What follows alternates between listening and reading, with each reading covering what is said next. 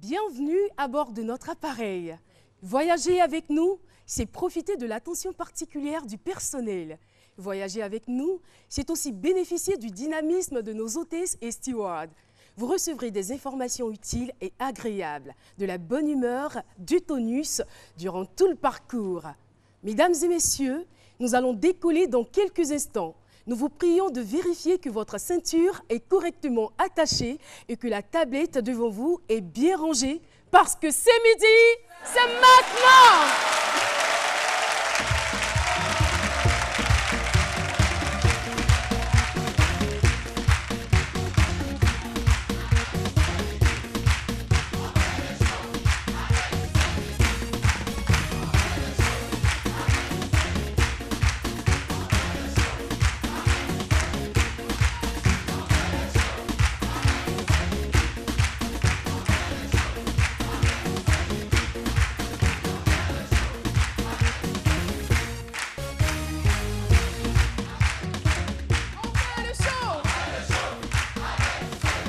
On met l'ambiance. Et oui, bienvenue à bord de C'est midi, bienvenue à bord de cette belle émission. Eh bien, pendant le générique, elle me disait, Caroline, je ne sais pas, mais je déborde aujourd'hui de joie et j'ai envie de faire des folies, j'ai envie de faire quelque chose de bien particulier. Alors Nadiani, on te laisse faire, vas-y, fais tout ce que tu as envie de faire. Ce que tu n'as jamais osé faire. Ce que tu n'as jamais osé faire. Comme je le dis toujours. Merci, avec le micro, c'est mieux. C'est la folie qui a c'est le début de la folie. Je suis tellement contente. Quand je viens toujours à ce midi, Laisse-moi te rendre je service. suis contente. Et aujourd'hui particulièrement, j'avais envie de danser. Vas-y. Je sais pas de... Alors, de public, tout le monde danse avec moi. je peux pouvoir compter sur Pas vous, jusque public. là quand même. On va le faire. Parce que Franchement. à bord de Air ce midi, Tout à c'est fait. la joie. Trêve de Elle va trêve de parole. rejoindre Dr Philo. Voilà. On fait le show avec Nadiani. Ensemble, 1, 2 et 3. Hey. On fait le show avec...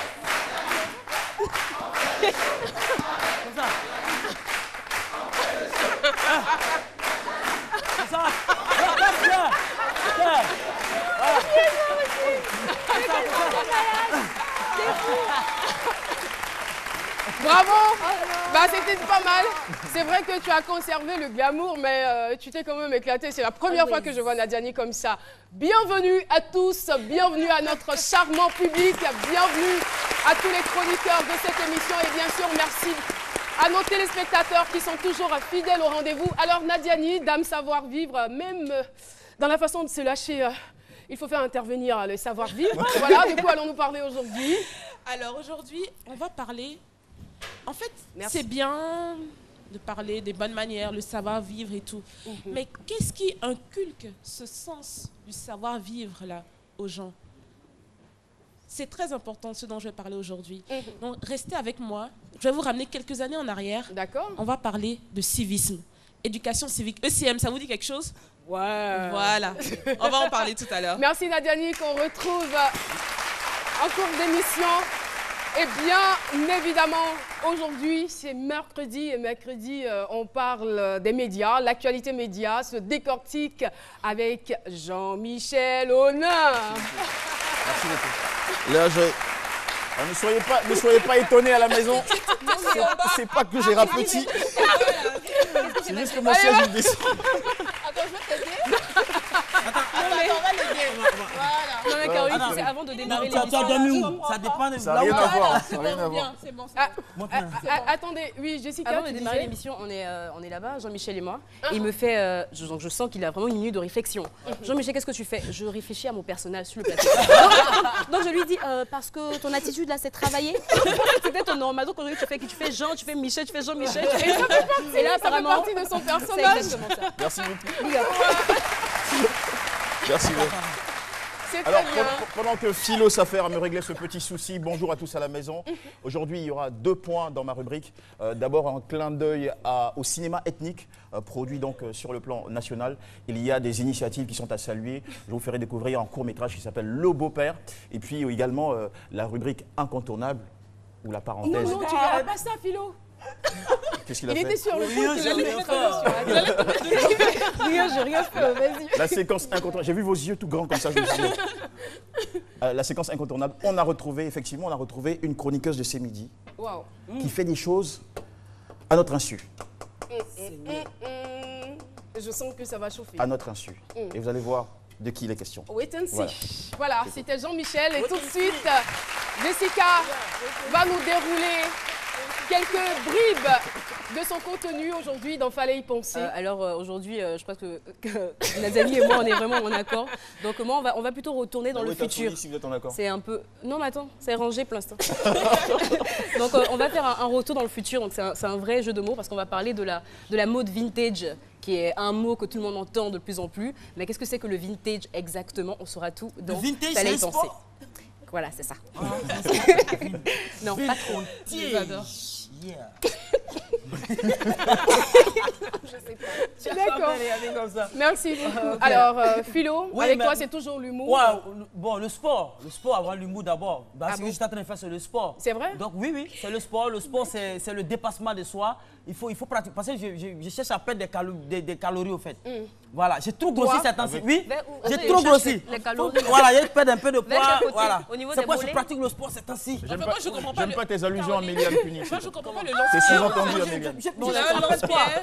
Voilà, donc je pratique le sport chaque matin, voilà, et puis bon. C'est méchant. Voilà, le sport, c'est le dépassement de soi. J'incite pas tout le monde sympa. à pratiquer le sport. Le sport, c'est l'école de la vie, pour les gens qui ne le connaissent pas. Le sport, c'est ça, c'est l'école de la vie. Et puis quand on y fait sport, ceux qui font footing matin, 6h là, c'est pas tout ce qu'ils font en sport, hein. Il y en a, ils n'ont pas de transport, ils profitent pour aller voir son oncle.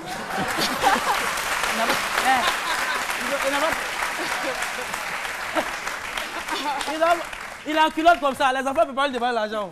Elle a dit demande la cour de son oncle à les enfants. Et tonton, là, il a fait ça. C'est le sport. Mais voilà, bizarre, hein. heureusement qu'ils ne restent pas à la maison à ne rien faire. Ils veulent quand même bouger, ils veulent quand même que leur situation change. Ils veulent quand même passer d'un point A à un point B et c'est très important. Et c'est d'ailleurs ce qu'a essayé de faire notre invité témoin du jour parce qu'il est passé véritablement d'un point A à un point B et il nous a démontré, il nous démontre à travers son témoignage qu'on peut naître d'une famille pauvre ou peut-être modeste et changer son statut, changer sa vie, changer le cours de sa vie. Il a fait, il a osé. Et je vous assure que, chers téléspectateurs, si vous nous regardez, votre mentalité se verra transformée lorsque vous écouterez notre invité témoin du jour. De Bakamon, je suis devenue chef d'entreprise. Quand on parle de Bakamon, entendez par là ici en Côte d'Ivoire, ce sont des mini-cars, des transports en commun, voilà, qu'on appelle communément Baka. Donc, il a fait ça, il a été apprenti Baka, il a été Bakamon, il a fait plein de petites choses et aujourd'hui, il est chef d'entreprise. De Bakamon, je suis devenue chef d'entreprise, c'est le thème retenu pour ce jour. On retrouve tout de suite Dr Philo pour son décryptage humoristique.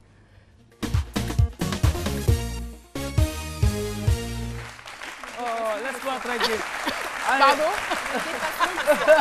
Mais c'est ça de Bakamon, la chef d'entreprise, dépassement de Oui, soi. mais c'est clair. Bakaman de chef d'entreprise, on peut être aussi chef d'entreprise puis se retrouver Bakaman. Ça existe. Souvent, oui, on voit des chauffeurs de Baka qui sont là quand le client est en veste, de façon, quand le gars lui parle mal, il dit tu me connais? Toi, tu vas me parler. Ta veste là me dirait. En fait, il était chef d'entreprise avant de se retrouver dans Baka. Et voilà, donc c'est ce qui arrive.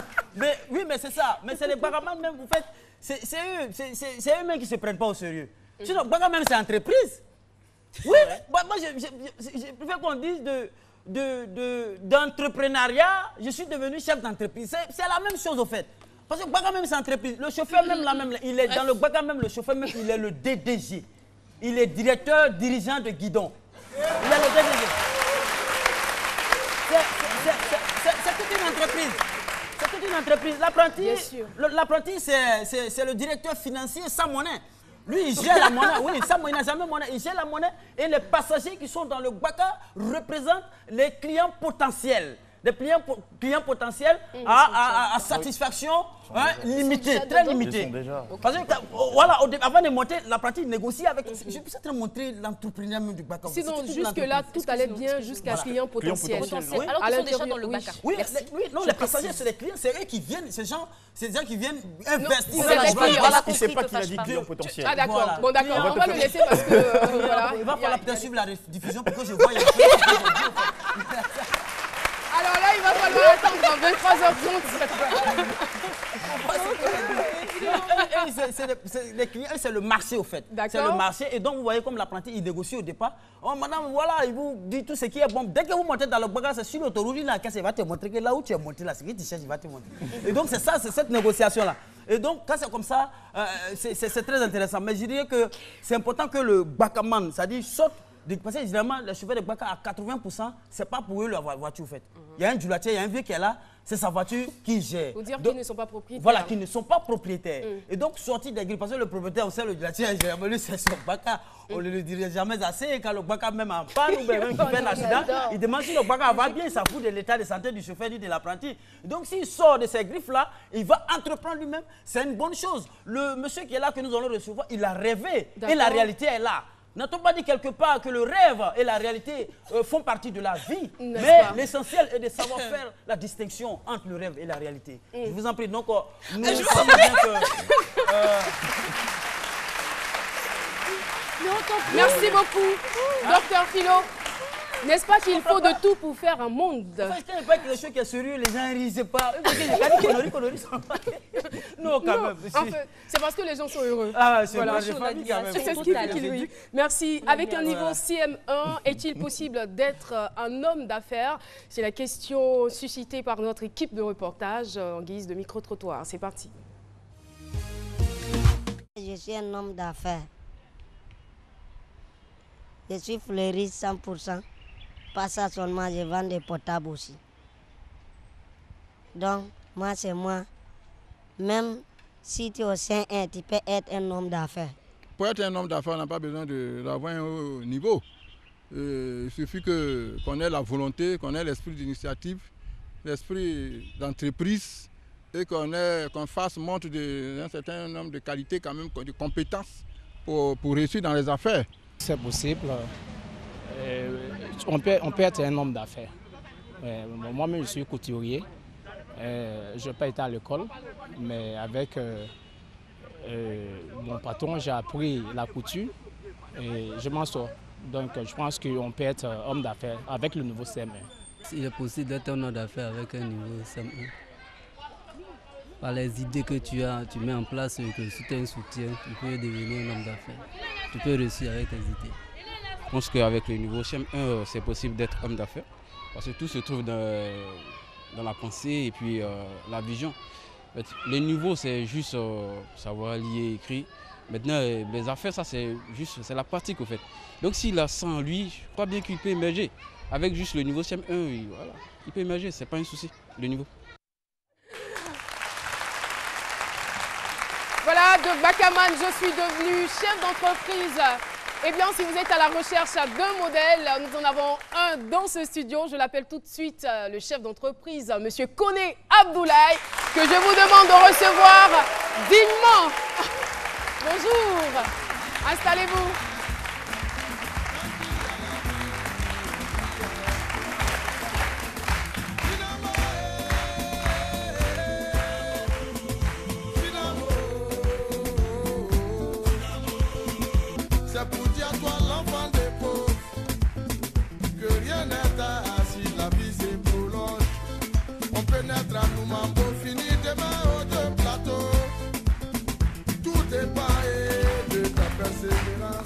Merci beaucoup.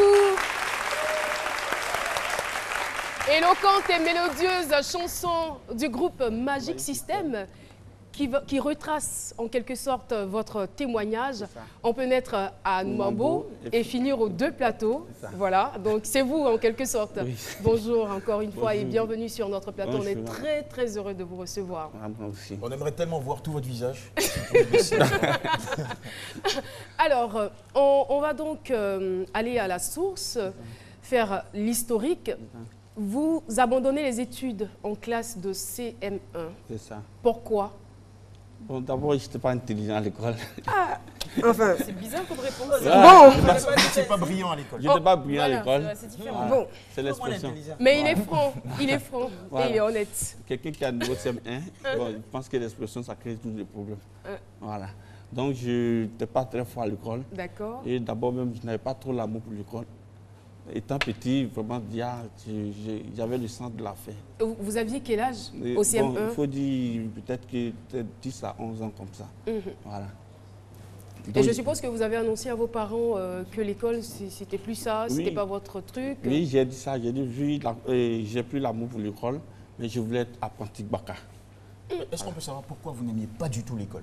Bon, l'école, parce que dans le temps, les instituteurs maltraitaient les enfants. Vous aviez peur, en fait. Heureusement que la chicotte est interdite aujourd'hui. Heureusement. Voilà. Donc j'ai dit à ma mère que Surtout à cause de la chicotte. Voilà. Effectivement. Voilà. J'ai dit à ma mère que je ne voulais pas continuer l'école, que je voulais être apprenti Baka. Voilà. Donc elle a tout fait, vraiment je ne voulais pas. Tout fait pour vous Bon, elle dissuader. a tout fait, oui, non, tu ne vas pas à l'école, tu es chicoté, tu fais ça. De mieux en mieux. Mais La chicotte vraiment, à l'école et à la maison. Voilà. Donc j'ai tout fait, j'ai fait mon combat de moi-même. Maintenant, elle a approché son mari, son bon papa, et puis elle a dit oui, et comment on appelle, le petit ne veut plus continuer à l'école.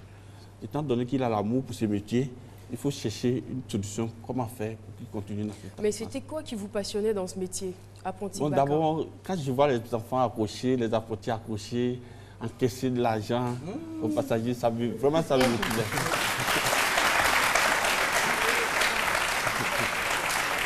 Les goûts et les couleurs ne se discutent pas. À chacun ses motivations. Voilà. C'était pareil pour moi. Quand je voyais le micro, franchement, j'étais tout le temps impressionnée et me voici aujourd'hui là. Donc maintenant, comment on appelle, mon père a décidé à ce que je fasse un peu de la mécanique. Donc je me mets un peu dans un garage pour voir si je pouvais faire truc. Mais je partais toujours au garage. Mais j'avais toujours l'amour pour ce métier. Donc vous avez appris la mécanique. Voilà, j'ai appris un peu la mécanique. Mais étant donné que j'avais toujours l'amour pour ce métier, quand les voitures venaient même pour aller essayer les voitures, j'étais toujours à l'intérieur. Alors on va faire les essais, tout ça. Donc, à un moment, je dis, ouais, bon, je ne vais plus au garage, je vais à la gare. Donc c'est ainsi que j'ai commencé. Et après, vous avez gravi les échelons, c'est-à-dire que vous êtes passé d'apprenti Baka à chauffeur de Baka. C'est ça. D'accord. Voilà.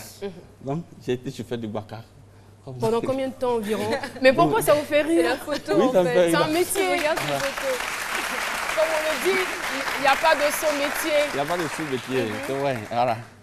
Donc vous avez été chauffeur de Baka pendant combien d'années? Bon, pendant, il faut dire 2 ou 3 ans. D'accord. En tout cas, j'avais la tête sur les épaules. J'économisais beaucoup. Ok. Voilà, ma mère m'a toujours conseillé d'économiser. Et c'est très important. Et c'est un très beau Voilà, conseil. donc j'ai économisé jusqu'à 500 000. Et puis j'ai demandé... Wow. Donc j'ai une tante en Europe de nom Soumaro Mata. Je rends hommage à Soumaro Mata aujourd'hui. C'est une femme de bon cœur. Elle m'a beaucoup aidé. D'accord. Donc elle a essayé de m'aider parce que moi je lui avais dit de m'aider à acheter un Baka que je continue dans ce domaine. Elle a dit, ben, bon, ce métier, ce n'est pas un bon métier. Donc ce que je peux faire, je vais vous t'aider pour que tu rentres en Europe. Peut-être là-bas, tu peux avoir le prix de Baka facilement. Voilà. Donc, elle a fait les trucs, du coup, je me suis retrouvé en Europe. Mais le début, c'était pas... C'est-à-dire qu'elle a tout organisé. Elle a tout organisé. Et Et vous puis êtes... un jour comme ça, on me dit, viens à l'ambassade d'Italie, viens prendre le visa. Waouh. Donc, je me retrouve à l'ambassade. Et c'était quoi votre sentiment? Oui, c'était vraiment un sentiment de joie. Je ne savais même pas comment parler, j'ai même coulé les larmes.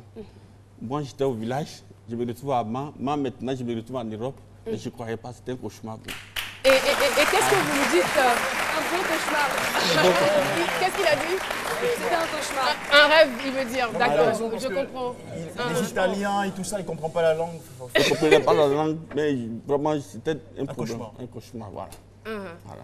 Parce que vous ne saviez pas à quoi vous seriez Voilà. confronté une C'est ça. fois en Italie, c'est cela. Voilà. Et est-ce qu'en partant, vous vous disiez que ça allait être le même travail? Vous alliez être dans le domaine du transport, tout ça? Non? C'était quoi exactement? Mon problème, c'était d'aller avoir le prix de quelques Baka et puis me retourner. Ok. Parce que je n'avais pas... Voilà.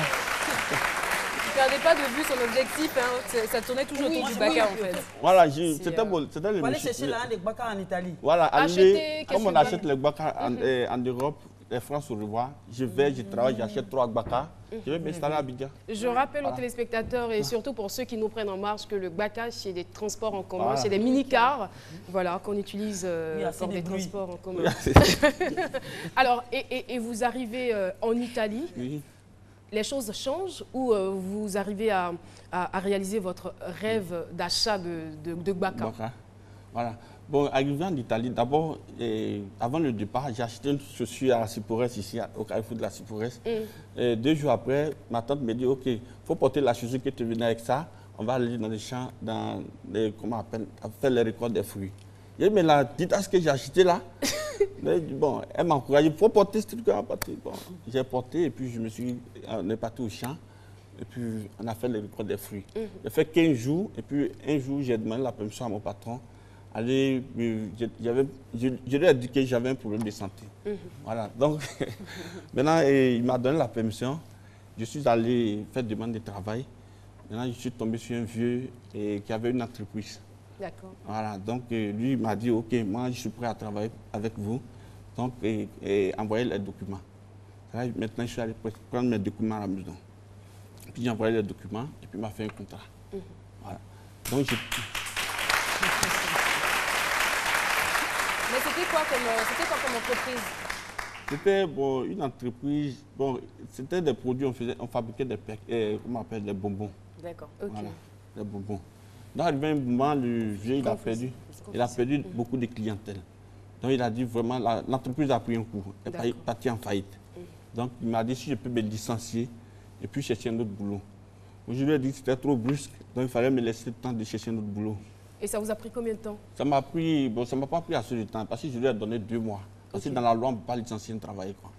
Voilà, bon, je ne connaissais pas la loi, mais les gens me poussaient à connaître un peu la loi. Vos droits. Voilà. Voilà. Donc, je suis allé faire demande dans une imprimerie. Ils ont accepté de m'embaucher. D'abord, ils m'ont donné... Dans l'imprimerie, là? Voilà. D'accord. Dans l'imprimerie, merci. Et c'était quoi comme travail là-bas? Dans l'imprimerie, c'était l'imprimerie au Mais je veux dire, vos tâches? Bon, d'abord, moi, j'ai attaché les journaux d'abord. OK. Voilà, parce que comment on appelle, au fur et à mesure que le temps passe, tu montes des grades et puis, comment on appelle, tu changes de place. Voilà. Donc, j'ai commencé là-bas. Ils m'ont donné un contrat de 2 semaines. Je suis allé me licencier de l'autre côté. Et puis, j'ai commencé à travailler là-bas. Après les 2 semaines, ils m'ont donné 3 mois. Après les 3 mois, ils m'ont donné un contrat indéterminé. Voilà. Tout simplement parce que vous étiez dynamique et compétent. C'était une occasion pour moi. Je ne voulais pas perdre. Parce que quand on est au village, on dit on vient à Ma. Les gens du Ma, je m'en vais me chercher à Abidjan. Abidjan, je m'en vais en Europe. Mais en Europe, maintenant, tu vas où? Donc, il faut mettre le paquet. Voilà. Tu dois retourner. Voilà. Donc, vous avez, on va dire, vous avez joué votre va-tout pour atteindre vos objectifs et tout se passait bien. Et quelle décision vous allez prendre après? Rester en Europe ou une fois que vous avez amassé beaucoup d'argent, songer à revenir au pays? C'était quoi votre ambition? Mon ambition, c'était d'abord, je me suis donné un objectif, c'est-à-dire, je vais en Europe, je vais chercher plus de baka pendant des années suivantes. Voilà, en cours de chemin, les choses changent. Dans le cas contraire, si les trucs changent, je fais 10 ans, je gagne l'argent, je ne gagne pas l'argent, je retourne dans mon pays. Et qu'est-ce qui va se passer alors? Bon là, j'ai commencé à avoir des partenaires un peu, des amis un peu blancs. Et voilà. Donc j'ai vu que l'Europe était un peu intéressant. Seulement, c'est du froid qui cognait beaucoup. Ça, je n'étais pas habitué. Voilà. J'imagine. Voilà. Donc, arrivé un moment, bon, l'entreprise, même j'étais actionnaire à l'imprimerie. Donc, la personne qui avait plus d'actions... Vous étiez actionnaire? Non, non. Ah, d'accord. Voilà, il y avait 3 personnes qui étaient actionnaires à l'imprimerie. Voilà. Donc, la personne qui avait plus d'actions a pris son action et puis laissé l'imprimerie comme ça. Donc, un coup, l'imprimerie a pris un coup encore.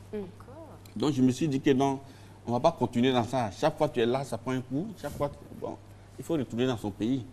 Donc, j'ai eu, comment on appelle, bon, j'ai acheté des trucs bien avant ça, envoyé ça en Afrique. Voilà. Je n'avais pas d'argent, c'est d'argent. Telle personne fait le conteneur, j'achète les machines, je mets ça dans son conteneur et puis mon frère vend ça à Abidjan ici. Arrivé un moment, j'ai recueilli un peu d'argent. J'ai décidé de faire moi-même mon conteneur. D'accord. Donc, je faisais venir le conteneur. Souvent, je viens à Abidjan, je fais faire 2 semaines et je retourne. Donc, vous êtes lancé dans le commerce? Oui, je me suis lancé dans le commerce. Parce que j'étais un peu commerçant avant. Commerçant comment? Je suivais beaucoup ma maman. Non, on comprend. Petite joie. Voilà. Ça ne va pas, quoi. Les contemporains, quand même. Un bon petit malinqué. Voilà. C'est des valeurs qu'on inculque dès le bas âge. Voilà. Donc, maintenant, arrivé un moment, on a stoppé parce qu'il y avait la crise en Côte d'Ivoire.